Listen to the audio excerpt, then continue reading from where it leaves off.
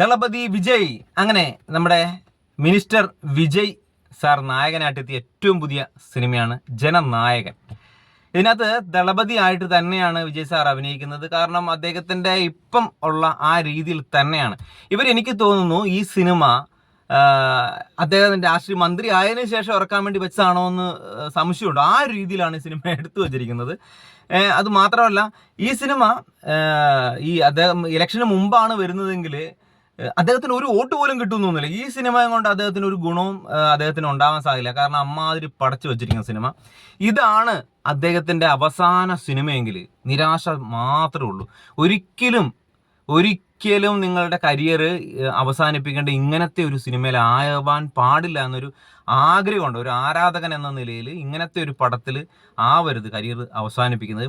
നിങ്ങൾ ഇനിയും സിനിമ ചെയ്യണം. കാരണം കുറേ പടങ്ങൾ ചെയ്യണമെന്നില്ല, വർഷത്തിൽ അല്ലെങ്കിൽ 2 വർഷം കൂടുമ്പോഴെങ്കിലും ഒരു സിനിമ ചെയ്യണം എന്നുള്ളത്. കാരണം ഇത് അങ്ങനെ ചെയ്തു വിടുന്ന ഒരു സിനിമയായിട്ടാണെങ്കിൽ ഇത് ഓക്കെ നമുക്ക് പറയാം. കാരണം വിജയ് സാറിനെ കാണിക്കുന്നു, അദ്ദേഹത്തിൻ്റെ നല്ല ഇൻട്രോ സീനുണ്ട്, കുറേ മാസ് ഫൈറ്റുകളും മാസ് ഡയലോഗുകളും നല്ല ഡാൻസും ഒക്കെ ആയിട്ട് അദ്ദേഹത്തെ ഒരു സ്റ്റൈലിഷ് ആയിട്ട് കാണിക്കുന്ന രീതിയിലുള്ള ഒരു സിനിമ എന്ന രീതിയിൽ നമുക്ക് അദ്ദേഹത്തെ ഒരു ആഘോഷമാക്കി കാണണം എന്നുള്ള ആഗ്രഹത്തോടെ തിയേറ്ററിൽ പോയിരുന്ന് കാണാൻ പറ്റിയ ഒരു സിനിമയാണ്.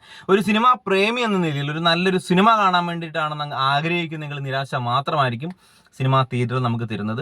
നമുക്കറിയാം, ബാലയ്യയുടെ സിനിമയാണ്. അതിൻ്റെ അതേ സീൻ ബൈ സീനുകളും അതേപോലെ തന്നെ അതേ കഥ അതേപോലെ കോപ്പി അടിച്ച് വെച്ചിട്ടുണ്ട്. പിന്നെ കുറേ പൈസ ചാടാൻ വേണ്ടി, പൈസ എറിയാൻ വേണ്ടി കുറേ ഗ്രാഫിക്സും ആണെങ്കിലും കുറേ വാറ് സീനുകളും മറ്റുള്ളതൊക്കെ വെറുതെ ഈ സിനിമയിൽ കുത്തി കയറ്റിയിട്ടുണ്ട്. എന്തിനോ ആണെന്ന് ഒരിക്കലും അറിയാം, സംവിധായകന് വരെ അറിയില്ലാന്ന് തോന്നുന്നു.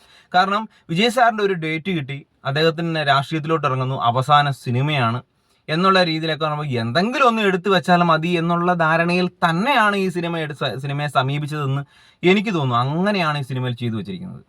കാരണം ഒന്നുമില്ലാത്ത ഒരു സിനിമയാണ്. ഒരിക്കലും നിങ്ങളുടെ കരിയർ ഇങ്ങനെ തീരണ്ട. കാരണം നിങ്ങളെപ്പോലെ ഒരു സ്റ്റാർ വാല്യൂ ഉള്ള ഇത്രയും സ്റ്റൈലിഷ്ടായ ഒരാൾ ഇങ്ങനെ ഒരു കരിയർ അവസാനിപ്പിക്കാൻ പാടില്ല എന്നൊരു ആഗ്രഹം എനിക്കുണ്ട്. പിന്നെ ബാലയ്യ ചെയ്തു വെച്ചാണെങ്കിലും ആര് ചെയ്തു വെച്ചാലും നമ്മുടെ വിജയ് സാറ് വരുമ്പോൾ അദ്ദേഹത്തിൻ്റെ ഒരു ഓറയുണ്ട് മോനെ. ഒന്ന് വന്ന് നിൽക്കുമ്പോൾ ആ സ്റ്റൈലും ഡാൻസും ഒന്നും പറയണ്ട കേട്ടോ. അദ്ദേഹത്തെ കണ്ടിരിക്കുമ്പോൾ നമുക്ക് ആ ഒരു ബോറടി ഇല്ലാണ്ട് അങ്ങ് ഇരുന്ന് പോകുന്നു. അല്ല സമയത്തൊക്കെ ശരിക്കും പറഞ്ഞു കഴിഞ്ഞാൽ 3 മണിക്കൂറുള്ള സിനിമയാണത്. ശരിക്കും പറഞ്ഞാൽ ബോറടിച്ച് ലാഗടിച്ച് എന്തെങ്കിലും തീർന്നു കിട്ടിയിരുന്നെങ്കിൽ എന്ന് ആഗ്രഹിക്കുന്ന രീതിയിലിരുന്ന് കണ്ടുപോയൊരു സിനിമയാണ്. അത് മാത്രമല്ല, തണുത്ത് പറിച്ചു കേട്ടോ തിയേറ്ററിലിരുന്ന്. സാധാരണ നമുക്ക് നല്ലൊരു സിനിമ കണ്ടു കഴിഞ്ഞാൽ നമുക്ക് അങ്ങനെയൊന്നും വരില്ല. ഇത് അങ്ങനെ ആയതുകൊണ്ടാണെന്ന് തോന്നുന്നു. ഒന്നും പറയാനില്ല. ഗ്രാഫിക്സും ആണെങ്കിലും മൊത്തത്തിൽ എടുത്തു വച്ചിരിക്കുന്ന ബോറായിട്ടാണ്. പിന്നെ ഈ സിനിമ കൊണ്ട് ഗുണം ചെയ്തത് ഒരേ ഒരാൾക്കാന്ന് എനിക്ക് തോന്നുന്നു, നമ്മുടെ മമിത ബൈജുവിന്. കിടിലൻ പ്രകടനമാണ്. അദ്ദേഹത്തിന് കിട്ടിയ വിജയ് സാറിന്റെ പെങ്ങളായിട്ടാണ് ഇതിനകത്ത് അഭിനയിക്കുന്നത്. വിജി അങ്ങനെ ആ ഒരു പേരും വിജയ് സാറിനെ തന്നെ ആയിട്ടാണെന്ന് തോന്നുന്നു എനിക്ക് ഇതിനകത്ത് അവരെ അവതരിപ്പിക്കുന്നതെന്ന് തോന്നുന്നു. ഒരു സ്ത്രീകൾക്ക് വേണ്ടി, ഒരു സ്ത്രീയെ വിജയിപ്പിക്കുന്ന, അല്ലെങ്കിൽ സ്ത്രീ താഴോട്ട് പോകേണ്ട ആളാണ്, മുന്നോട്ട് വരേണ്ട, പുരുഷന്റെ മേലെ നിൽക്കേണ്ട ആളാണ്, ധൈര്യം ഉള്ള ആളാണ്, അങ്ങനെ പേടിച്ച് നിൽക്കേണ്ടവളല്ല എന്നുള്ള രീതിയിലൊക്കെ അവതരിപ്പിക്കുന്ന ഒരു കഥാപാത്രമാണ്. കിഡിലൻ പെർഫോമൻസ് ആണ്. അദ്ദേഹത്തിന്റെ സെന്റിമെന്റ്സ് ആണെങ്കിലും ആ ഡാൻസ് ആണെങ്കിലും അതേപോലെ തന്നെ ഫൈറ്റ് ഒക്കെ ആണെങ്കിലും കിഡിലനാണ് അദ്ദേഹം ഈ സിനിമയിൽ ചെയ്തിട്ടുണ്ട്. ഈ സിനിമ കൊണ്ട് ഉപകാരമുള്ള ഒരേ ഒരു വ്യക്തി നമുക്ക് ചോദിക്കുവാണെങ്കിൽ അത് നമ്മുടെ മമിത ബൈജു തന്നെയാണ്, വേറെ ആരുമല്ല. പിന്നെ വിജയ് സാറിനെ പറ്റി പറയുകയാണെങ്കിൽ നമുക്കറിയാം, സാധാരണ അദ്ദേഹം ചെയ്യുന്ന അതേ രീതിയിൽ തന്നെയാണ് സിനിമ ചെയ്തത്. പ്രത്യേകിച്ച് അദ്ദേഹത്തിന് ഈ സിനിമയിൽ ഒന്നും ചെയ്യാനില്ല. മോശമില്ലാത്ത രീതിയിൽ ചെയ്തോ എന്ന് ചോദിച്ചു കഴിഞ്ഞാൽ എന്ത് പറയല്ലേ, അദ്ദേഹം ഇതൊന്നും അല്ല. ഇതിലും ചെയ്യാനുള്ള ആളാണ്. ഇനിയും സിനിമകൾ ചെയ്യണമെന്നാണ് ആഗ്രഹം. പിന്നെ ബോബി ഡിയോൾ ഒരു കോമഡി പീസായിട്ടാണ് അദ്ദേഹം അടുത്തടുത്ത് ചെയ്തു വെച്ച റോളുകൾ വെച്ച് നോക്കുമ്പോൾ ഈ സിനിമയിൽ ഒരു കോമഡി പീസായിട്ടാണ് എനിക്ക് തോന്നിയത്. ഒന്നും ചെയ്യാനില്ലാത്ത വെറുതെ വന്നു പോയ ഒരു കഥാപാത്രത്തെ പോലെ. പിന്നെ പ്രകാശ് രാജു ഇതേപോലെ ഒരു രാഷ്ട്രീയക്കാരനായിട്ടാണ്. അദ്ദേഹം രാഷ്ട്രീയത്തിൽ റിയലിൽ വിജയ്ക്ക് എതിരെ സംസാരിച്ച ഒരാളാണെങ്കിലും സിനിമയിലും അങ്ങനത്തെ ഒരാൾ തന്നെയാണ്. പക്ഷെങ്കിൽ സിനിമയിൽ പ്രത്യേകിച്ച് അദ്ദേഹത്തിന് ഒന്നും ചെയ്യാനില്ല എന്നുള്ളത്. ഗൗതം മേനോൻ അതേപോലെ ചെറിയ റോളിൽ വന്നു പോകുന്ന ഒരു അച്ഛൻ കഥാപാത്രമായിട്ട് പോകുന്നു, കുഴപ്പമില്ലാത്ത രീതി. രേവതിയൊക്കെ വന്ന് ഉള്ള സീനൊക്കെ രേവതി കൊഴിപ്പിച്ചിട്ട് പോയിട്ടുണ്ട്. രേവതിക്കൊന്നും അധികം സീനുകളില്ല. പിന്നെ പ്രിയാമണി ഇതിനകത്തൊരു വേറിട്ട രീതിയിലുള്ള ലുക്കാണെങ്കിലും ഒരു അഭിനയമൊക്കെ കൊണ്ടുവരാൻ വേണ്ടി വേറൊരു രീതിയിലോട്ട് സഞ്ചരിക്കുന്ന രീതിയിലൊക്കെ കാണിക്കുന്നുണ്ട്. എന്നാലും പ്രത്യേകിച്ച് ഒന്നും ചെയ്യാനില്ല, കുഴപ്പമില്ല, ഓക്കെ. പിന്നെ നമ്മുടെ നായിക എന്ന് പറയാൻ പറ്റില്ല, പൂജ ഹെഡ്ജ്. ഇതിനകത്തൊരു നായിക കഥാപാത്രമായിട്ട് അങ്ങനെയൊന്നുമില്ല, ഒരു സ്ത്രീ കഥാപാത്രം എന്ന് പറയാം. വിജയുടെ കൂടെ നിൽക്കുന്ന ഒരു സ്ത്രീ കഥാപാത്രമായിട്ട് ഉള്ള ഒരു പ്രത്യേകിച്ചൊന്നും ഇല്ല, അത് തന്നെ എന്ന് പറയാനുള്ളൂ. പിന്നെ നരൻ സ്ഥിരം കഥാപാത്രം പോലീസായിട്ട് വരുന്ന ഒരു ഇതാണ്. എന്തു പറയല്, ഒരു വീൽ ചെയറിൽ വരുന്ന ഒരാൾ, മറ്റുള്ളതിലൊക്കെ മാറ്റം വരുത്തണ്ടേ, അങ്ങനെ മാറ്റം വരുത്തിയിട്ടുണ്ട് ആ രീതിയിൽ. പിന്നെ ഇത് സംവിധാനം ചെയ്തിരിക്കുന്നത് നമ്മുടെ വിനോദാണ്.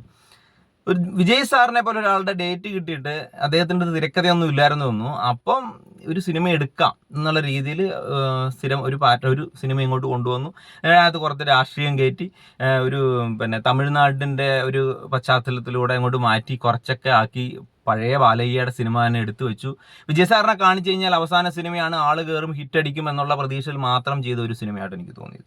അതേപോലെ മ്യൂസിക് അനിരുദ്ധാണ്. അനിരുദ്ധിൻ്റെ മ്യൂസിക്, അനിരുദ്ധ് ഈ സിനിമയിൽ ഒരു പാട്ട് സീനിൽ വരുന്നുണ്ട്, മോശമില്ലാത്ത ഒരു ഡാൻസ് ഒക്കെ അതിനകത്തുണ്ട്. മ്യൂസിക് പ്രശ്നം കുഴപ്പമില്ല കേട്ടോ, മോശമില്ലാത്ത മ്യൂസിക്കും ബാക്ക്ഗ്രൗണ്ട് സ്കോറൊന്നും മോശമില്ല ഈ സിനിമയുടെ. പിന്നെയും അതാണ് എടുത്ത് പറയാനുള്ളത്. പിന്നെ കൊറിയോഗ്രാഫ്, ഡാൻസ് ഒക്കെ അടിപൊളി, 1-2 ഡാൻസ് ഉണ്ട്, അടിപൊളിയാണ്. പിന്നെ ഫൈറ്റ് സീൻസൊക്കെ നല്ല ഫൈറ്റ് സീൻസും ഉണ്ട്, എന്നാൽ അതിനകത്ത് കുറേ ഓവർ നമുക്ക് ഇഷ്ടപ്പെടാത്ത പോലത്തെ ഫൈറ്റും ഉണ്ട്, മോശമുള്ള രീതിയിലും ഫൈറ്റ് സീൻസ് ഒക്കെ ചെയ്തിട്ടുണ്ട്. പിന്നെ ഈ സിനിമയിൽ എടുത്തു പറയേണ്ടതായിട്ടൊക്കെ നമുക്ക് അങ്ങനെ ഒന്നുമില്ല. കുറേ ഗ്രാഫിക്സിൻ്റെ കുറേ മൈനസ് ആയിട്ടാണ് എനിക്ക് പറയാനുള്ളത്. പിന്നെ ഈ ഒരു സിനിമ നമ്മൾ ഒരു flop, average hit, super hit, mega hit എന്നിങ്ങനെ വെച്ച് നോക്കുമ്പോൾ ഒരു ആവറേജ് മൂവിയാണ് ഈ സിനിമ ഉള്ളൂ.